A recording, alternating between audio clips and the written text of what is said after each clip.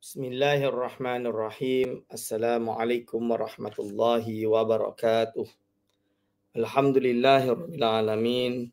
Assalatu wassalamu ala asyrafil anbiya'i wal mursalin wa ala alihi wa ashabihi ajma'in. Wala haula wala quwwata illa billahil aliyil azim. Allahumma la sahla illa ma ja'altahu sahla wa anta taj'alu hazana idza syi'ta sahla.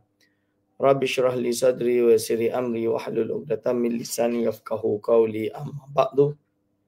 Kepada yang terhormat Imam Besar Masjid Wilayah Persekutuan yang saya kasihi, kepada segenap asatizah, para alim ulama, para imam, para masyayikh di masjid yang mulia ini, wabil khusus kepada segenap hadir wal hadirah hafizakumullah yang sentiasa bersama kami di serambi ilmu online dengan pengajian ilmu tasawuf dengan kitab Siyarus Salikin karangan Syekh Abdul Samad Al-Falimbani rahimahullahu taala, yang mana pada pagi yang mulia ini di bulan Ramadan yang mubarakah, di 10 hari yang terakhir, kita panggil dalam bahasa Arab atau bahasa Maghribi Awashir Mabrukah, yang mana kita harapkan insya-Allah amalan kita, segala ibadat kita, segala usaha kita diberi ganjaran yang besar oleh Allah Subhanahu wa taala pada pagi yang mulia ini.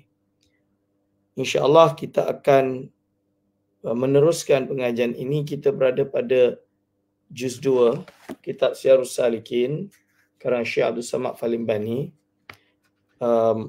muka surat 136, bab kedua, adab-adab berkahwin. Kita masuk pada perbahasan adab-adab isteri terhadap suami. Bismillahirrahmanirrahim. Qala mu'allifur rahimahullah wa nafa'ana bihi wa bi ulumihi amin. Adapun adab yang lazim, adab-adab isteri terhadap suami. Adapun adab yang lazim atas isteri memeliharakan akan dia itu, maka iaitu beberapa perkara. Jadi ada beberapa perkara yang dia kena jaga. Hadirin wal hadir afizakumullah. Adab yang pertama, wajib atas isteri taat akan suaminya. Jadi adab yang pertama, isteri wajib taat akan suaminya. Yakni wajib atas isteri itu mengikut perintah suaminya. Itu barang apa perintah yang tiada membawa kepada maksiat.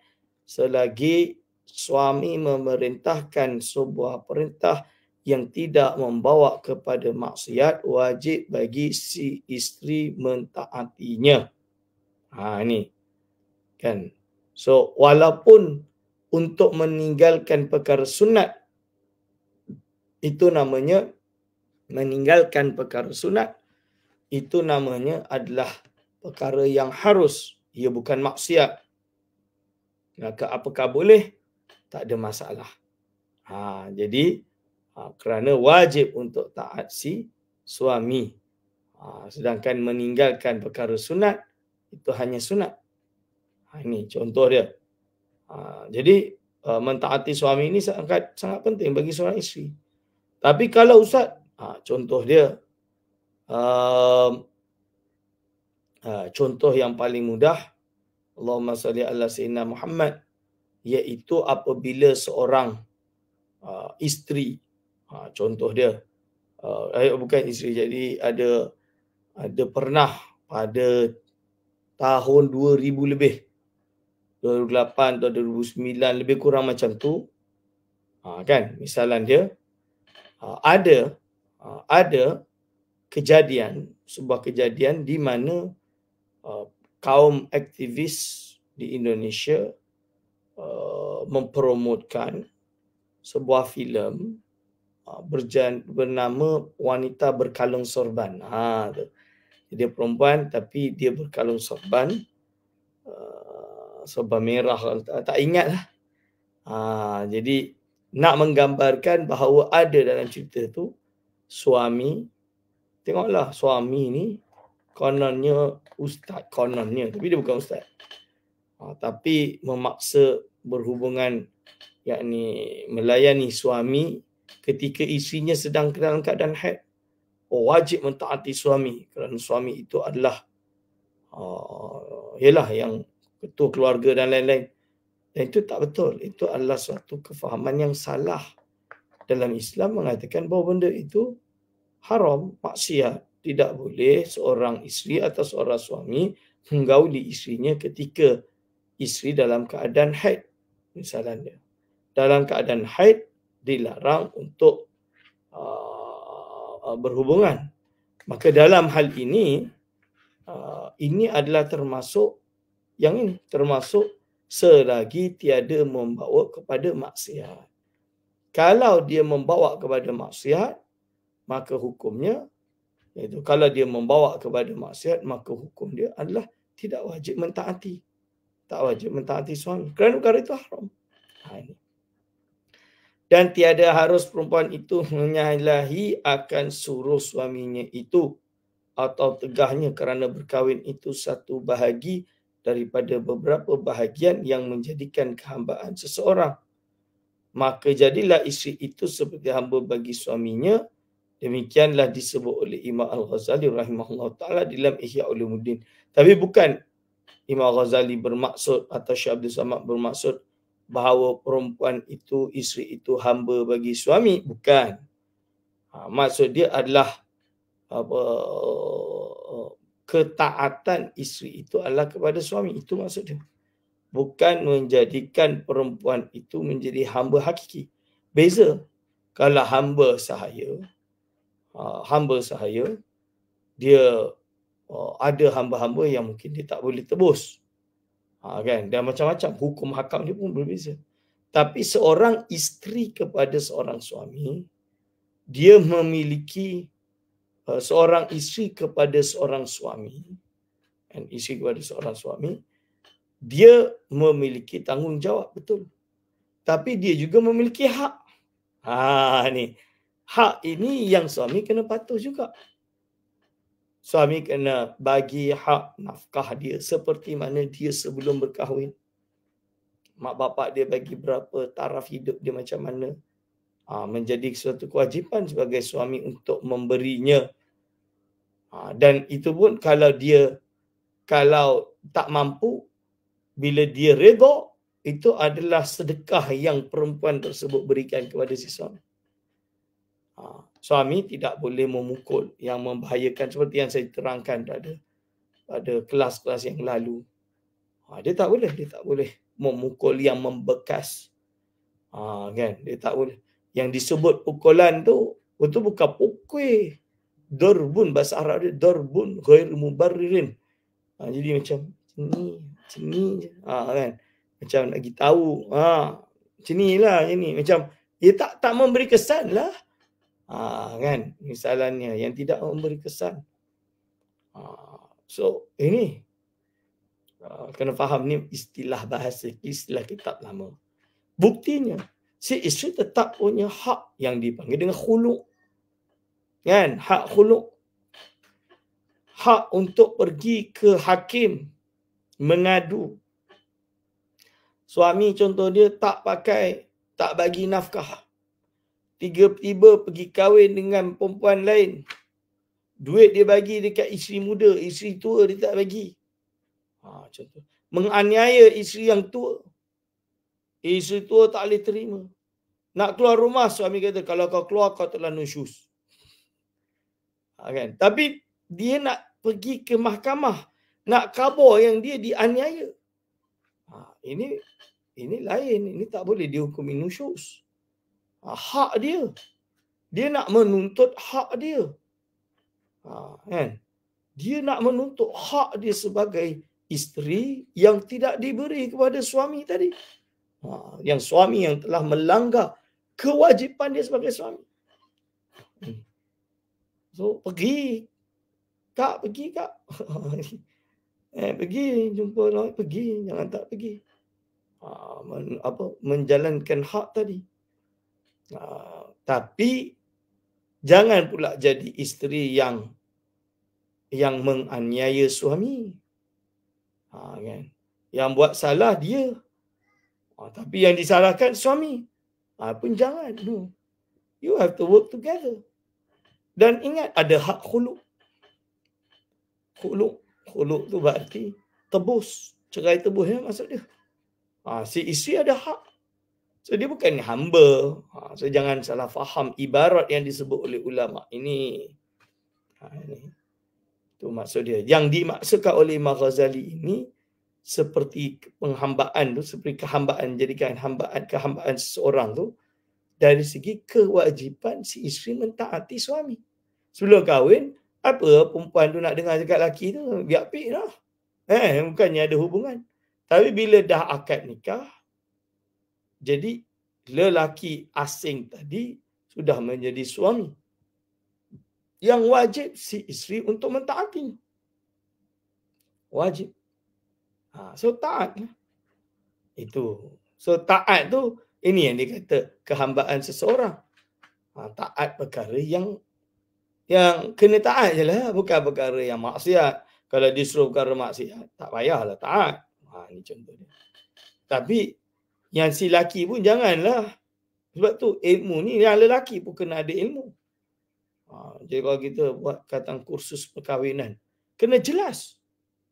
Kena jelas kepada suami dan kepada isteri. Do's and don'ts. Itu kena jelas. Hadirin wal hadirat hafizakumullah.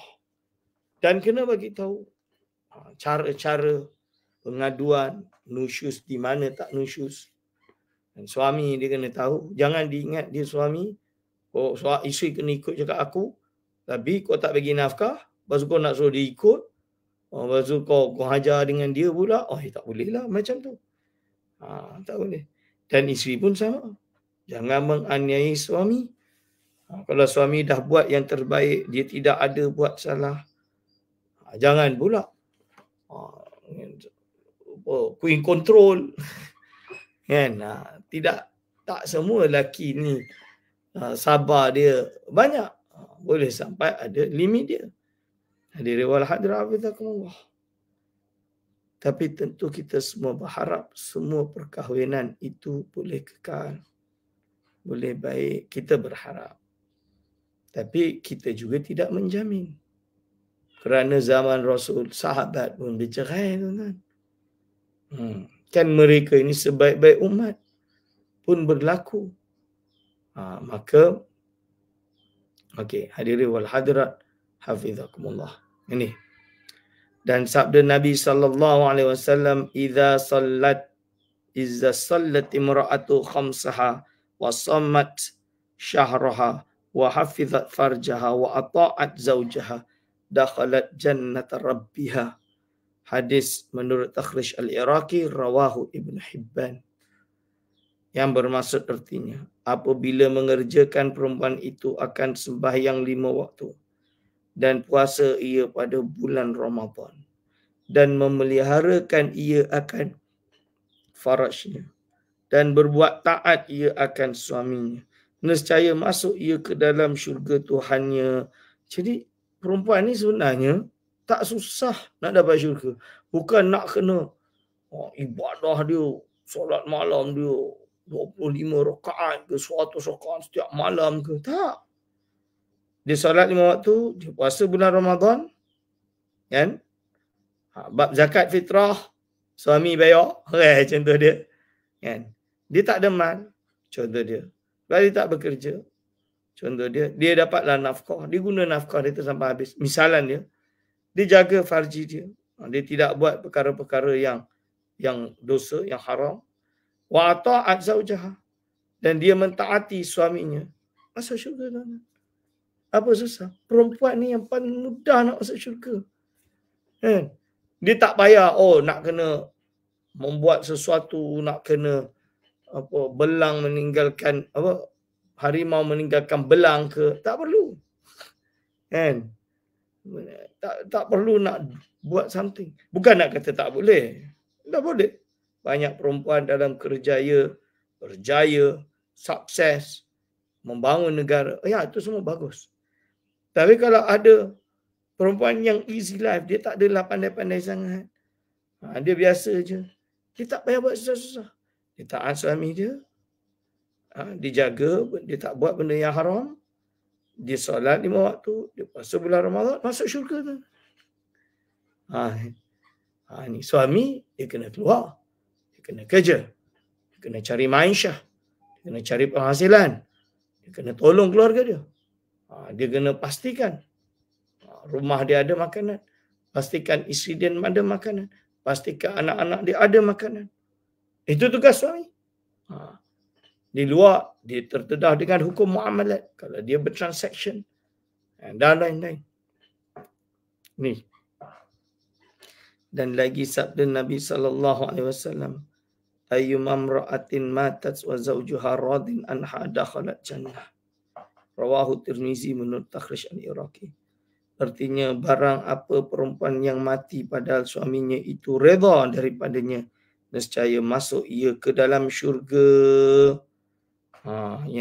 Jadi kalau ada perempuan tu dia mati, lalu suaminya itu redha akan dia, nescaya dia akan masuk syurga. Tu redha suami itu penting. Redha suami itu penting. Jadi walhamdulillah hafizakumullah. Ustaz, macam manalah? Saya tak marah. Dia pergi kahwin lagi satu. Poligami saya tak boleh terima. Betul. Mengenai kita tahu perempuan susah untuk menerima perkara tersebut. Dia madu. Sebab itu seorang isteri kenalah jaga suami dia dengan sebaik-baik mungkin. Dalam keadaan suaminya tak berkenan lah nak poligami sama sekali. Tu kena buat macam tu. Dan memang betul suami tu ada hak untuk poligami. Pun ada hak untuk poligami. Bukan tak ada hak. Dia ada hak dari segi itu. Kita tak boleh menafikan itu ayat Al-Quran. Dan itu syariat. Tapi suami pun kena fikir. Dia juga memiliki banyak baik itu banyak kewajipan yang lain. Kalau dia pergi tambah cawangan, ingat nafkah yang dengan suami isteri yang lama, isteri tua, itu tetap dia tak boleh kurang 1 sen pun. Kan? Contoh dia. Jangan dah kahwin 2 pula tak bagi nafkah atau kurangkan dia punya nafkah. Itu zalim. Suami kena tahu tu. Itu zalim. Itu justru itu adalah bukan poligami yang dimaksudkan. So tak boleh macam tu, tuan-tuan. Hadir wal hadir hafizakumullah. It has to goes both way. InsyaAllah. Dan lagi sabda Nabi SAW, la yanzurullahu tabaraka wa ta'ala ila imra'atin la tashkuru zawjaha wa hiya la tastaghni anhu. Rawahu An-Nasa'i wal Hakim. Menurut takhrij Nasaih Diniyah. Yang bermaksud, artinya tiada menilik Allah tabaraka wa ta'ala dengan tilik rahmat kepada perempuan yang tiada syukur akan suaminya padahal ia tiada terkaya daripadanya. Ini ada wal hadra. Kalau isteri-isteri yang mendapat suami yang baik, yang redha, yang ahli ibadah, yang tidak buat perkara-perkara yang tak baik, bersyukur. Alhamdulillah. Dan lagi sabda Nabi SAW, idza da'a ar-rajulu imra'atahu ila firashihi falam ta'tihi fabata ghadbana 'alayha la'anatha al-malaikatu hatta tusbiha. Hadis rawahul Bukhari wa Muslim. Maksud dia apa? Artinya apabila menyeru laki-laki akan isinya kepada tempat tidurnya, maka tiada mahu datang akan dia. Maka bermalam suaminya padahal marah atasnya. Nescaya melaknat malaikat akan dia hingga waktu subuh. Itu batasan nusyuz biasanya di situ. Apabila suami meminta kepada isteri, tapi isteri tidak mahu, ini akan menyebabkan malaikat akan melaknat dia hingga waktu subuh. Hadirul hadrah hafizakumullah. Dalam hadis ini menunjukkan bahawa wajib mentaati suami. Hadirul hadrah hafizakumullah. Demikianlah disebutkan akan hadis ini oleh As-Sayyid Abdullah Al-Haddad rahimahullahu ta'ala di dalam An-Nasaih Ad-Diniyah, iaitu halaman 308. Adab yang kedua, kasih sayang ia atas segala kelakuan suaminya dan memeliharakan ia akan harta suaminya. Dan sama ada suaminya itu hadir atau ghaib, dan kasih sayang ia dengan segala kerabat suaminya, dan kasih sayang ia akan anaknya, dan meliharakan ia daripada memukul anaknya itu, dan daripada melawan akan perkataan suaminya. Maka sesungguhnya riwayat daripada setengah sahabat bahawa Nabi SAW bersabda, haramallahu ala kulli adamiyyin dukhulal jannati qabli ghaira anni anzuru an yamini fa idza imra'atun tubadiruni ila babil jannati fa aqulu ma hali hadhihi tubadiruni fa yuqalu ya Muhammadu hadhihi imra'atun kanat hasna'a jamilatan kana 'indaha yatama laha fasabarat 'alayhinna hatta balagha amruhunna alladhi balagha fasyakrallaha laha dzalika. Rawahu al-Kharaiti, diriwayatkan oleh Imam Kharaiti fi Makarimil Akhlaq. Hadis ini hadis yang dhaif menurut Takhrij Al-Iraqi. Artinya, mengharamkan Allah Ta'ala atas tiap-tiap anak Adam masuk ke dalam syurga dahulu daripada aku, melainkan bahawasanya aku tilik atas pihak kananku. Maka tiba-tiba ada perempuan yang segera akan daku kepada pintu syurga. Maka aku berkata, apa bagi perempuan ini padahal bersegera mendahului aku? Maka dikata bagiku, ya Muhammad, inilah perempuan yang adalah ia sangat elok rupanya, dan ada padanya beberapa anak perempuan yang yatim. Maka sabar ia atas memeliharakan akan dia hingga sampai pada pekerjaan mereka itu, yakni akil baligh. Maka syukur Allah Ta'ala baginya akan yang demikian itu, maka memasukkan ia akan dia ke dalam syurga dengan segera.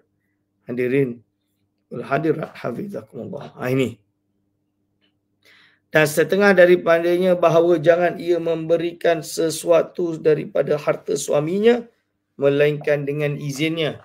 Kerana sabda Nabi SAW, la yahillu laha an tut'ima min baitihi illa biiznihi illa rataba min at-ta'ami alladhi yukhafu fasaduhu fa in at'amat an ridahu kana laha mislu ajrihi wa in at'amat bi ghairi idnihi kana lahul ajru wa 'alaiha al-wizru. Rawahu Abu Daud, At-Tayalisi wal Baihaqi menurut Takhrij Al-Iraqi. Artinya, tiada halal bagi perempuan bahawa memberi makan akan seorang daripada harta yang di rumah isterinya, di rumah suaminya itu, melainkan dengan izinnya, melainkan yang basah daripada makanan yang ditakuti binasanya, maka iaitu harus bagi perempuan itu memberikan akan dia kepada seorang. Dan jika memberi makan ia akan seorang dengan redha suaminya, maka adalah baginya pahala seperti pahala yang dipahat oleh suaminya itu. Dan jika ia memberi makan akan seorang dengan tiada redha suaminya, maka adalah bagi suaminya pahala dan adalah atasnya itu dosa. Hadirin wal hadirat hafizakumullah. Adab yang ketiga. Kita dah masuk adab yang ketiga tu. Tiada harus bagi perempuan itu puasa yang sunat melainkan dengan izin suaminya. Jadi nak menerangkan bahawa puasa sunat. Jadi tak boleh puasa sunat melainkan dengan izin suaminya. Kalau suaminya izinkan baru boleh. Maka jika mengerjakan akan yang demikian itu dengan tiada izin suami, maka tiada terima oleh Allah SWT puasanya itu. Hadirin wal hadirat hafizakumullah. Jadi hatta puasa sunat kena izin suami. Ni. Adab yang keempat. Tiada harus keluar perempuan itu daripada rumahnya melainkan dengan izin suaminya. Maka jika keluar ia dengan tiada izin suaminya, nescaya melaknat akan dia oleh malaikat hingga pulang ia ke rumah atau hingga taubat ia, kerana sabda Nabi sallallahu alaihi wasallam, aqrabu ma takunul mar'atu min wajhi rabbiha idza kanat fi qa'ri baitiha wa inna salataha fi sihni dariha afdalu min salatiha fil masjid wa salatuha fi baitiha afdalu min salatiha fi sihni dariha wa salatuha fi mikhda'iha afdalu min salatiha fi baitiha. Yang bermaksud hadis rawahu Ibnu Hibban wal Baihaqi menurut Takhrij al-Iraqi. Apa maksud hadis ini? Artinya,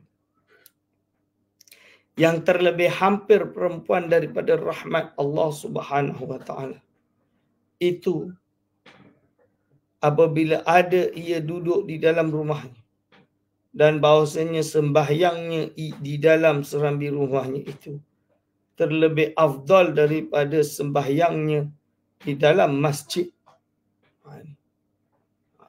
Lalu dia kata, dan sembahyangnya di tengah rumahnya itu terlebih afdal daripada sembahyangnya di dalam serambi rumahnya.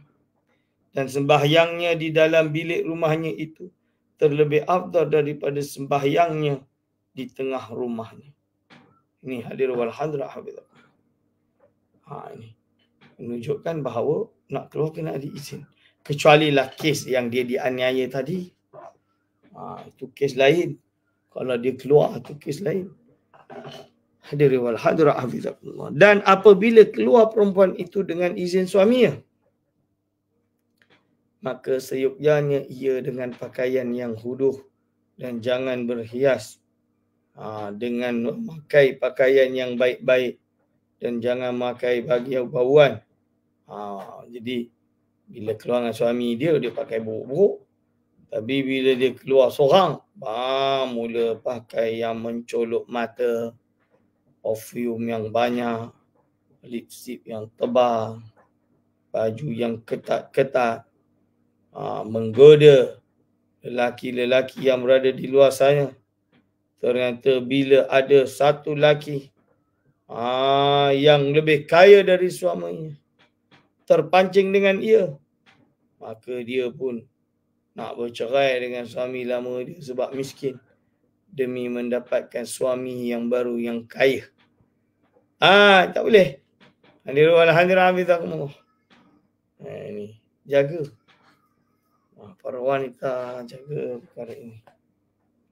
Dan seyogyanya berjalan ia kepada tempat yang sunyi dan jangan ia berjalan pada tengah pekan dan pada hadapan orang banyak serta ia peliharakan daripada didengar oleh laki-laki yang helat akan suaranya dan memeliharakan ia daripada dikenal oleh orang akan rupanya. Dan jangan ia hirau kepada laki-laki sahabat suaminya pada menuntut suatu hajat. Jadi kalau dia keluar tu, dalam kitab ni dia suruh yang seorang yang tak banyak orang nampak dan lain-lain, dalam erti dalam keadaan aman lah. Cuma sekarang ni kalau keluar, kita keramaian lebih selamat daripada perempuan jalan tempat sepi di Malaysia. Contoh zaman sekarang dah berbeza. Tapi yang dimaksud, forget about the surah, the gambaran tu forget about it. Yang dimaksud ini supaya adanya dia itu tidak membawa fitnah, tidak menyebabkan ada lelaki yang helat yang nak pada dia dan lain-lain, sebab dia itu isteri orang. Ini maksud dia. Hadirul hadirat hafizakumullah. Dia kena jaga diri. Dia kena jaga diri. Dan dia boleh tak layan kalau ada orang cakap buat dia jalan. Dan insya-Allah kita dengan di Malaysia ni dengan undang-undang, dengan suhakam, dengan berbagai NGO dan juga berbagai badan-badan kerajaan, perlindungan kepada perempuan dan anak itu ada. So kena guna semua agensi yang ada. Itu boleh digunakan. Diri wal hadra hafizakumullah. Adab yang kelima, bahawa jangan ia membanyakkan pergi berkunjung kepada jirannya dan jangan membanyakkan berkata-kata dengan jirannya dan jangan ia masuk ke rumah jirannya melainkan kerana suatu hajat yang tidak dapat tiada, dan apabila meminta izin akan dia oleh seorang daripada sahabat suaminya, padahal suaminya itu tiada hadir di rumah itu, maka jangan ia memberi akan dia kerana memeliharakan ia akan cemburu suaminya itu. Jangan terima tamu kalau suami tak ada. Jangan terima tamu, ada bertamu. Ini takut itu musuh suaminya. Kawan tapi rival.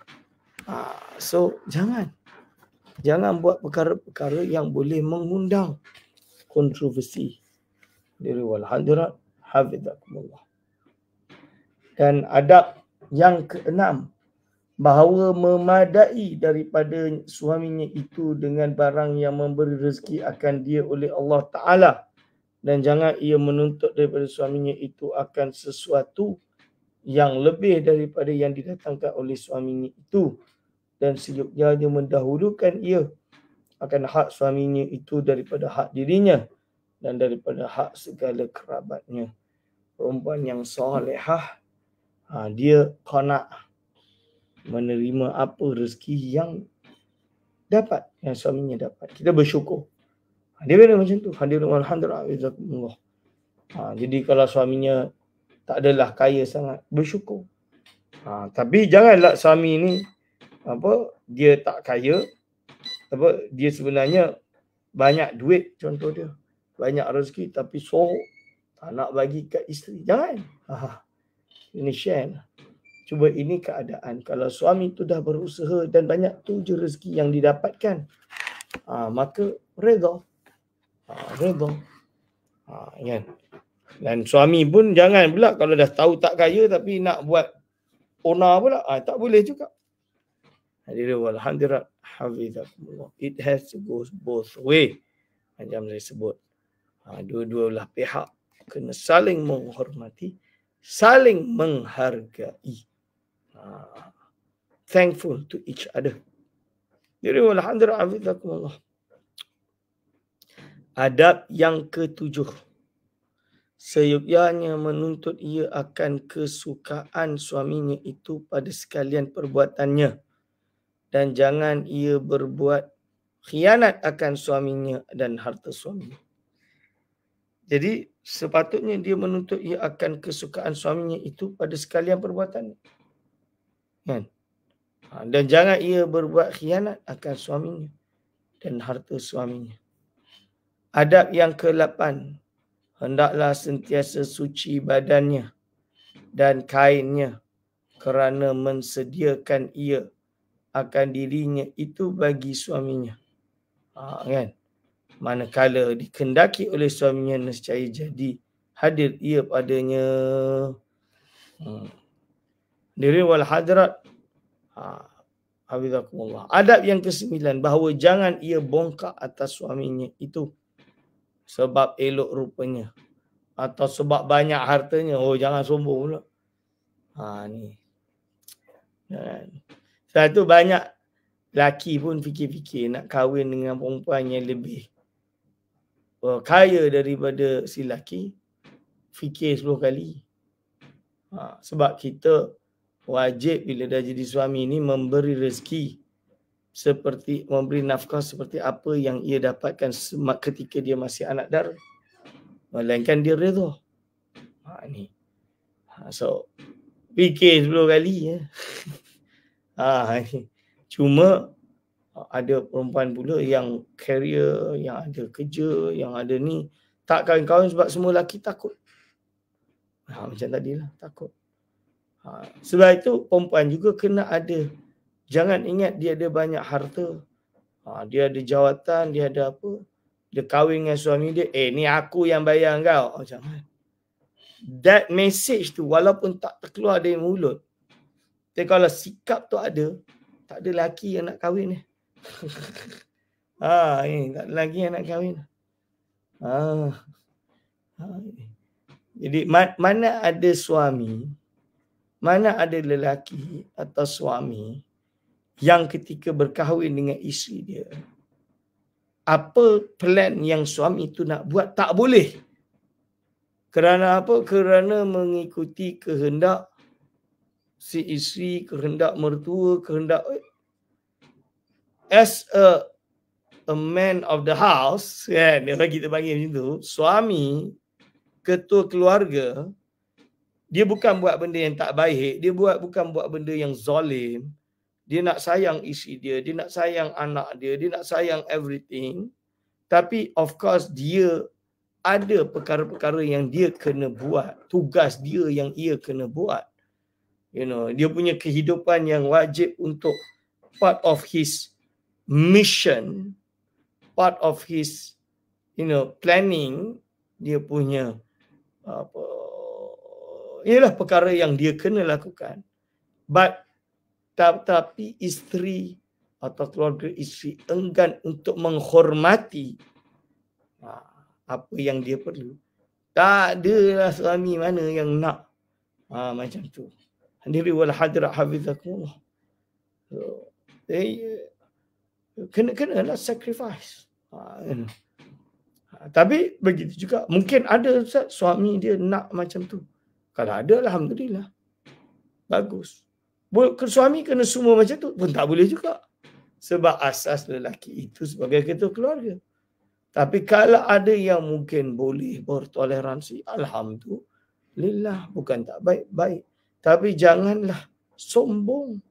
Jangan ia menghinakan suaminya itu kerana sebab jahat rupanya atau sebab fakirnya. That message tu jangan. Jangan rasa engkau ni duit pun tak ada. Engkau ni pun tak boleh. Engkau nak khabar orang suami dengar macam tu sakit hati. Ni. Hadirin wal hadirat hafizakumullah. Tapi kalau suami dan isteri ini dua-dua menjalani bahtera perkahwinan dalam keadaan susah, saling membantu, saling mendukung, insya-Allah.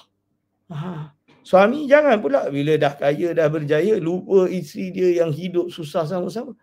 Jangan. Jangan. Tapi isteri pula jangan pula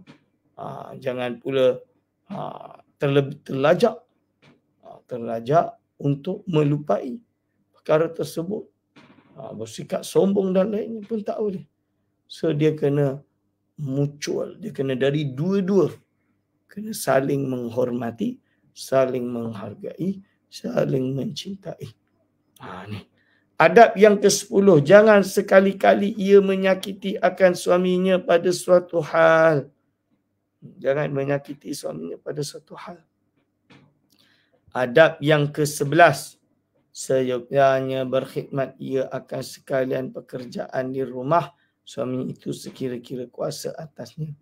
Fakat jadi seorang isteri cubalah kerja rumah itu untuk dibantu. Semampunya, bukan nak suruh lebih.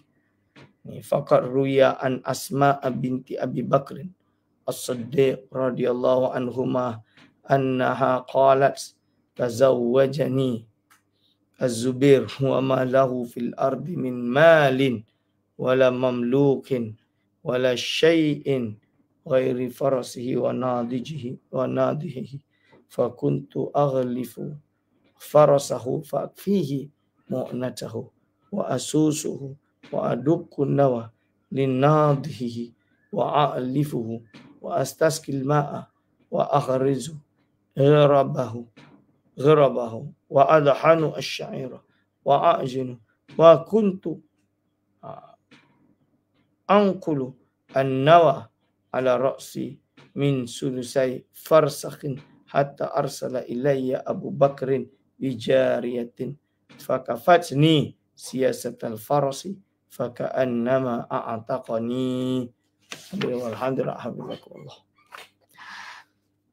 Artinya, sesungguhnya diriwayatkan daripada Asma, anak Sayyidina Abu Bakar As-Siddiq radhiyallahu anhuma, bahwasanya ia berkata telah berkahwin akan daku oleh Zubair, padahal tiada baginya di dalam bumi ini daripada harta, dan tiada memiliki ia akan sahaya, dan tiada memiliki sesuatu yang lain daripada satu kudanya dan satu untanya yang menyiram akan kebunnya.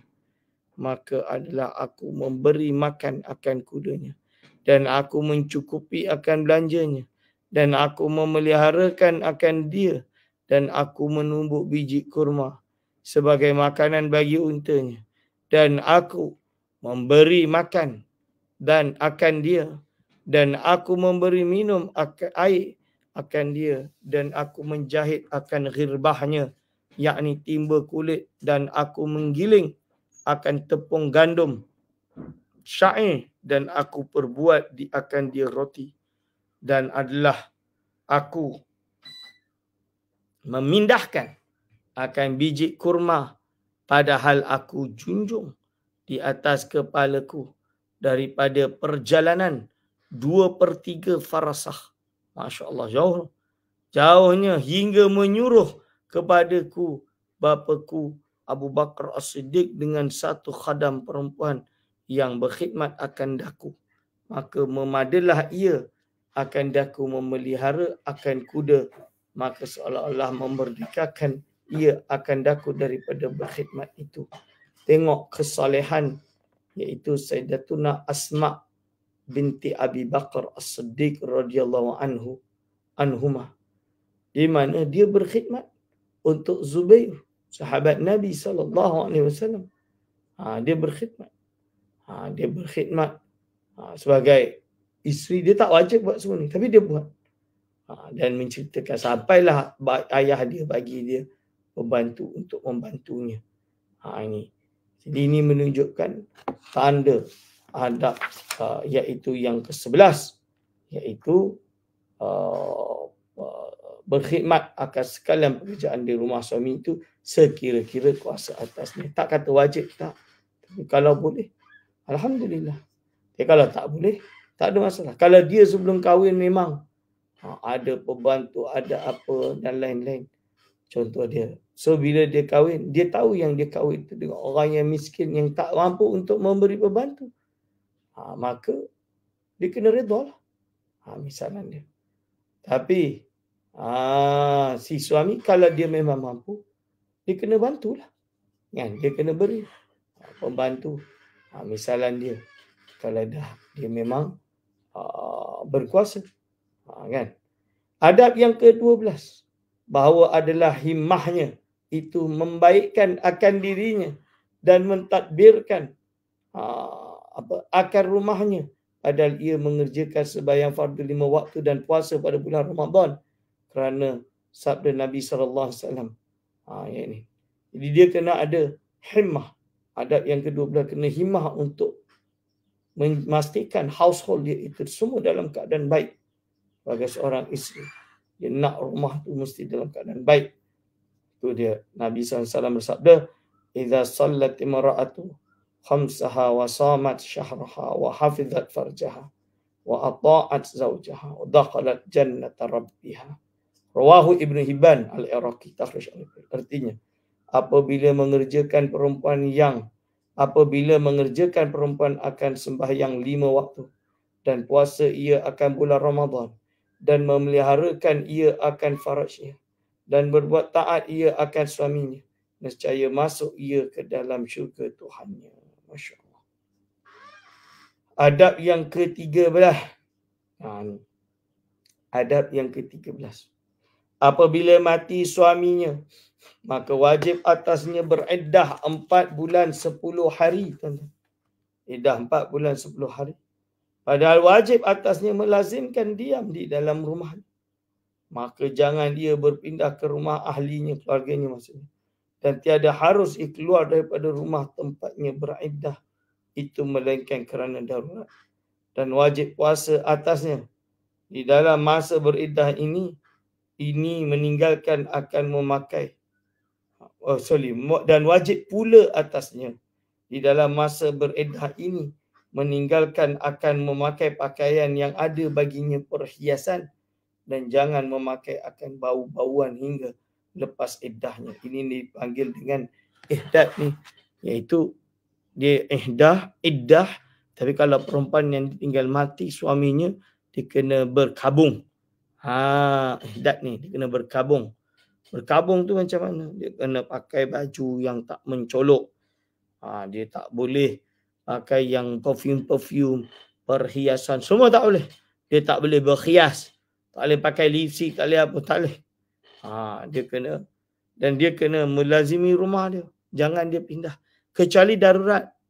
Pernah sampai soalan kepada saya. Ada seorang ibu. Dia tinggal dengan suaminya. Dua-dua dah tua. Dua-dua tak sihat. Berdua. Tiba-tiba suami dia meninggal. Suami dia meninggal. So, tak ada orang nak jaga dia. Dia dah tua. Seorang pula tu. Maka suami dah meninggal. Maka anak suruh pindahlah dengan dia ke rumah anak dia. Nak jemputlah dia, bawa ke rumah anak dia. Tiba-tiba ada keluarga yang kata, oh tak boleh. Dia ni berkabung, keluar pun tak boleh. Dia nak jaga macam mana? Kan? Dia seorang-seorang macam mana? Taklah, dia kena dah keluar. Maksud dia kena dah pindah ke rumah anak dia. Ni darurat tuan-tuan. Tak ada masalah. Hadirin wal hadirat, hafizakumullah. Ini. Jadi jangan sampai tak menjaga hukum hakam yang dipanggil dengan berkabung dan lain-lain. Adab yang ke-14. Apabila musafir suaminya, maka jangan ia bersuka-suka dan jangan ia berhias-hias hingga pulang kepadanya suaminya. Dan demikian jangan menyalahi ia akan janji suaminya. Ni abang nak pergi kerja ni. Okay, bye-bye. Freedom. Merdeka. Lompat sana, lompat sini, mula buat. Okay, lalu dia kata di sini. Dan kata Imam Al-Ghazali rahimahullah ta'ala. Wa kana rajulun qad kharaja ila safarin wa ahida ila imra'atihi alla tanzila minal uluwi ila al-asfali wa kana abuha fil asfali famarida fa arsalat imra'atu ila rasulillahi sallallahu alaihi wasallam tasta'dhinu fin nuzuli ila abiha faqala sallallahu alaihi wasallam ati'i zawjaki famata abuha fasta'marathu fil khuruj fi janazatihi faqala alaihi salam ati'i zawjaki fadufina abuha fa arsala ilaiha Rasulullah SAW yukhbiru bi anna Allah Ta'ala qad ghafara li abiha bi ta'atiha li zawjiha. Masya-Allah. Rawahu Tabrani fil Awsat. Hadis ini diriwayatkan oleh Imam Tabrani dalam kitab Al-Awsat. Hadis yang dhaif menurut Takhrij Al-Iraqi. Artinya, dan adalah seorang laki-laki telah keluar bermusafir dan berjanji ia kepada isinya, jangan ia turun daripada tempat yang di atas kepada tempat yang di bawah daripada rumahnya. Dia duduk rumah atas, bapa dia duduk rumah bawah. Dan adalah bapa perempuan itu pada tempat yang di bawah. Maka sakit ia lalu menghantar perempuan itu pada Rasulullah. Jadi tiba-tiba bapa dia sakit. So suami dia tak ada, dia tak boleh nak minta izin. Dia hantarlah utusan. Tolong tanya Rasulullah SAW. Akan seorang untuk meminta izin pada turunnya kepada bapanya itu sakit.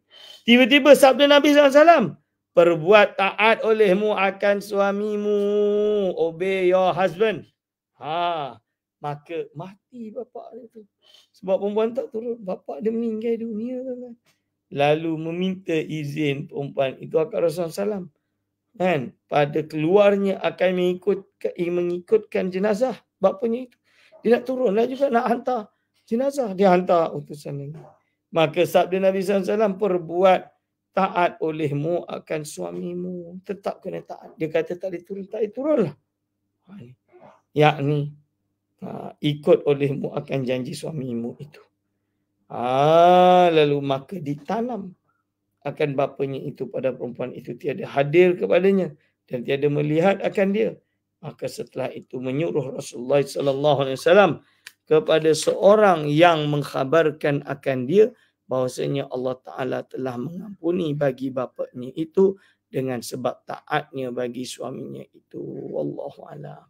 Tapi justru dengan ketaatan dia kepada suaminya, Allah Subhanahu wa taala mengampunkan dosa-dosa ayahnya. Sebab taat seorang isteri tadi, anak yang mentaati suaminya walaupun ayah dia meninggal, dia tetap taat suaminya. Allah Subhanahu wa taala iaitu memberi dia ampunan untuk ayah dia. Dan ini hadiah yang lebih besar daripada sekadar melanggar perintah suami untuk turun tengok ayah. Ini misalan dia hadirin wal hadir. Hafizakullah, betapa azim besarnya apa yang telah diajarkan ini. Baik, insya-Allah kita dah habis bab kedua. Sekarang kita akan masuk bab ketiga. Insya-Allah kita akan sambung pada minggu hadapan, iaitu hari Selasa, iaitu 29 Ramadan. Malam tu malam mencerap anak bulan. Nak tahu raya dia Rabu ke Khamis? Ni. Jadi insya-Allah kita akan membaca bab 3 pada minggu hadapan. Aqulu qauli hadza astaghfirullah li wa lakum. Semoga semua tuan-tuan dan puan-puan mendapatkan malam Lailatul Qadar pada hari-hari 10 hari yang mulia ini. Aqulu qauli hadza astaghfirullah li wa lakum. Wassalamualaikum warahmatullahi wabarakatuh.